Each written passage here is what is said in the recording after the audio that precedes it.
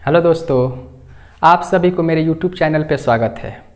आइए आज हम लोग NCERT मैथ का 8वां अध्याय जिसका नाम त्रिकोणमिति है। त्रिकोणमिति एक ऐसा चैप्टर है जो आपको टोटल 100 में 24 नंबर का पूछता है इसमें। तो ये एक बहुत ही इम्पोर्टेंट टॉपिक भी है और चैप्टर भी है। तो इस वीडियो में हम लोग जानेंगे कि ये त्रिकोणमिति क्या होता है, इस त्रिकोणमिति का उपयोग किस लिए किया जाता था और इसका उपयोग कहाँ पे होता था और इसका खोज किसने किया और कहाँ हुआ। तो आइए हम लोग जानते हैं कि ये त्रिकोणमिति का मतलब क्या होता है। त्रिकोणमिति का आंसर इसी में छुपा हुआ है। त्रिकोणमिति 3 शब्दों से मिलकर बना हुआ है। यहाँ पे संधि विच्छेद करेंगे तो होगा ट्राई, यहाँ पे होगा गोनो और तीसरा जो होगा मेट्री।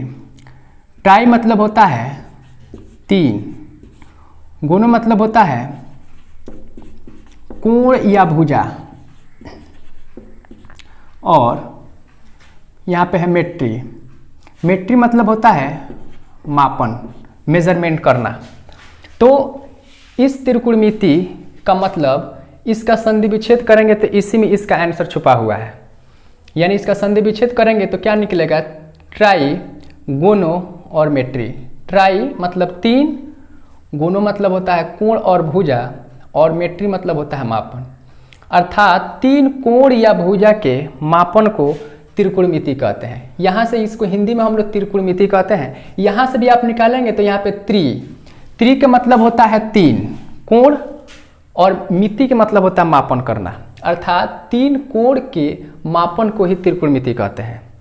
ये त्रिकोणमिति का खोज ऐसे माना जाता है कि भारत में हुआ था आर्यभट्ट जी के द्वारा, क्योंकि इस त्रिकोणमिति का उपयोग पहले के लोग सूरज से पृथ्वी और पृथ्वी से चंद्रमा के बीच की दूरी को मापने के लिए किया करते थे। अक्सर आपसे पूछा जाएगा, कोई भी आपसे पूछ सकता है कि इस त्रिकोणमिति का उपयोग किस लिए किया जाता होगा, तो आप यही बताएंगे कि त्रिकोणमिति का उपयोग सूरज से पृथ्वी और पृथ्वी से चंद्रमा के बीच की दूरी या ग्रहों से ग्रहों के बीच की दूरी मापने के लिए वो लोग करते थे। इस त्रिकोणमिति का खोज आर्यभट्ट जी के द्वारा माना जाता है।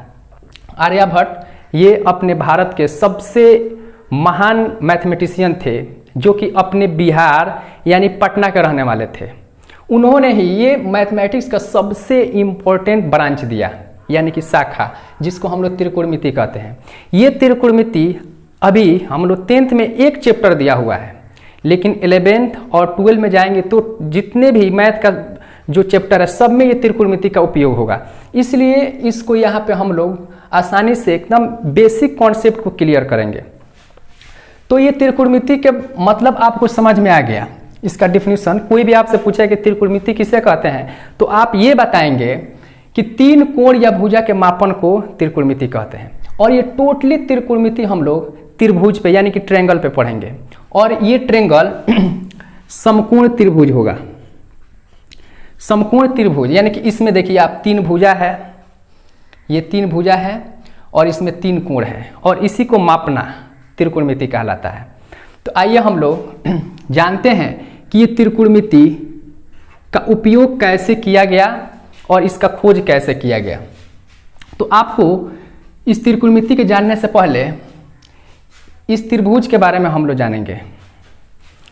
ये समकोण त्रिभुज है, यहाँ पे 90 डिग्री का कोण बन रहा है, 90 अंश का, और इस 90 अंश के कोण के ठीक सामने वाला जो भुजा होता है इसे हम लोग कर्ण कहते हैं।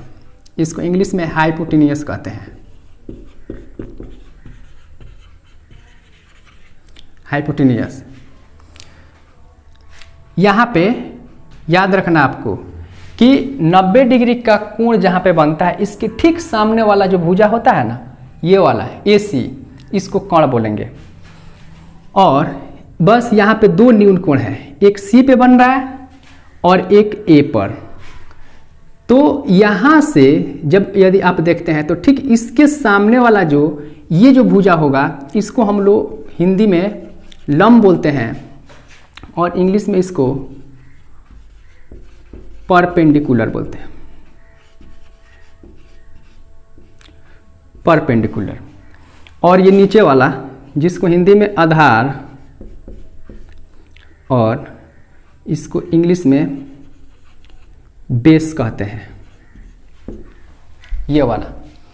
अगर एंगल सी से यदि आप देखते हैं तो इसके ठीक सामने वाला लंब कहलाता है, यानी कि इस सी के ठीक सामने है, इसलिए इसको लंब कहते हैं और इसको सम्मुख भुजा के नाम से भी जानते हैं। सम्मुख मतलब मुख के सामने, यानी कि सी के ठीक सामने है, इसलिए इसको लंब को ही सम्मुख भुजा के नाम से जाना जाता है। और ये नीचे वाला जो बेस होता है ना, बेस को हम लोग आसन भुजा कहते हैं। क्या आपको नहीं लग रहा है कि टोटल ये त्रिभुज जो है वो बीसी पर ही टिका हुआ है, इसलिए इसको आसन भुजा कहेंगे हम लोग। यहां से देखने पर यदि, लेकिन एक कंडीशन यहाँ पे होता है कि ये आधार और ये लंब ये बदल जाता है। जैसे ही एंगल को चेंज करेंगे, यानी कोण को हम लोग चेंज करते हैं, तो ये जो भुजा होता है ये भी बदल जाता है। लेकिन ये कण जो होता है ये किसी कंडीशन में नहीं बदलेगा, चाहे आप इस एंगल से ले या इस एंगल से ले, ये कण कभी नहीं बदलता है। ये आधार और लंब जो होता है ये बदल जाता है। कब? अक्सर यहीं से बच्चे जो होते हैं गलती करके आते हैं, तो इसलिए हम आपको बता रहे हैं कि इस पे थोड़ा सा आप ध्यान देंगे, आपको बेहतर समझ में आएगी। देखिए, ये आधार कब है? जब एंगल सी से यदि आप देख रहे हैं तो इसके ठीक सामने वाला ये तो लंब हुआ और ये आधार है। लेकिन यदि एंगल ए से देखा जाए तो इसके सामने वाला अब ये आएगा, तो ये आपका लंब हो जाएगा, यानी कि ये परपेंडिकुलर होगा और ये आपका बेस हो जाता है। अभी भी कोण वही रहेगा। तो यहाँ पे आपको याद रखना है कि एंगल ए और एंगल सी से जो ये भुजा का मान होता है ये बदल जाता है, लेकिन ये कोण कभी नहीं बदलता है। तो इसमें हम लोग एक्सरसाइज 8.1 में यही पढ़ेंगे कि इसमें लंब और आधार को हम लोग अनुपात में सजाकर और उसको याद कर लेंगे। तो देखिए यहाँ पे आर्यभट्ट जी ने आर्यभट्ट ने किस तरह से त्रिकोणमितीय अनुपात दिया उसको हम लोग जानते हैं। तो त्रिकोणमितीय अनुपात क्या होता है उसको जानने से पहले हम आपको बता दें कि ये समकोण त्रिभुज जो है, ये मान लेते हैं कि एक परिवार है, आपका भी एक परिवार है। परिवार उसी को बोलते हैं जिसमें कुछ मेंबर हों, जैसे दादा दादी होगी, चाचा होंगे, चाची, या आपके भाई होगा, आपकी बहन होगी, उसी को हम लोग परिवार बोलते हैं, यानी कि उस परिवार के मेंबर हैं। तो जब वो लोग मेंबर हैं तो उनके बीच कुछ ना कुछ रिलेशन बनता होगा। ठीक उसी प्रकार से हम समझने के लिए इस बात को बोल रहे हैं कि ये समकोण त्रिभुज भी एक परिवार है। इसमें कितने मेंबर हैं? 6 मेंबर हैं। 3 भुजा होगा और 3 कोण होगा। तो जब ये मेंबर है तो इनके बीच में कुछ ना कुछ रिलेशन बनता होगा। जैसे आपका परिवार है तो आपके परिवार में भी मेंबर के बीच में कुछ ना कुछ रिलेशन बनता होगा। ठीक उसी तरह से यहाँ भी इन भुजाओं के बीच में कुछ ना कुछ रिलेशन बनता होगा। तो यहाँ पे देखिए, अगर P का रिलेशन H के साथ, फिर B का रिलेशन H के साथ 2 हुआ, और P का रिलेशन B के साथ में, ये रिलेशन हुआ 3। और 3 का बस उल्टा कर देंगे तो 3 और आ जाता है, यानी टोटल कितना हो गया? 6 हो गया। तो आर्यभट्ट जी ने P और H के रिलेशन, यहाँ पे ध्यान देंगे आप लोग। P, यहाँ पे P मतलब क्या हो जाएगा? लंब होगा, और H मतलब होता है कोण, और B मतलब होता है बेस, या इसको आधार बोलते हैं। जहाँ भी P लिखेंगे समझेंगे लंब की बात की जा रही है, परपेंडिकुलर।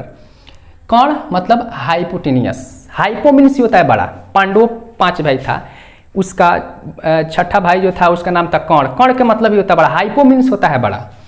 ये बेस यानी कि बी। तो आर्यभट्ट जी ने लंब और कर्ण, यहाँ पे देखें, लंब और कर्ण के जो संबंध था उस संबंध को उन्होंने ज्या बताया हिंदी में।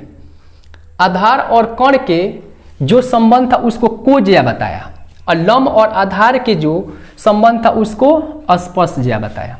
यानी कि रिलेशन तो 3 हुआ, लेकिन इसका 3 का रेसिप्रोकल यानी उल्टा करेंगे तो 3 और निकल जाता है। यहाँ पे देखिए आप, यहाँ पे लंब और आधार था तो यहाँ पे आधार बाटा लंब हो गया, तो इसका उल्टा ये हो गया, तो इसको बोले कोटि स्पर्श ज्या। यहाँ पे आधार और कर्ण, तो आधार और कर्ण के उल्टा यहाँ पे कर्ण बटा आधार हो गया है, यानी कि कोज्या का जो उल्टा होगा यानी रेसिप्रोकल होगा वो ब्यू कोज्या होगा।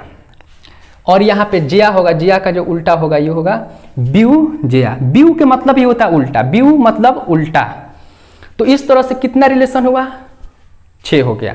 कैसे, लंब का रिलेशन यानी कि लंब का संबंध कर्ण के साथ में 1, तो फिर कर्ण का भी रिलेशन लंब के साथ में 2 संबंध हुआ।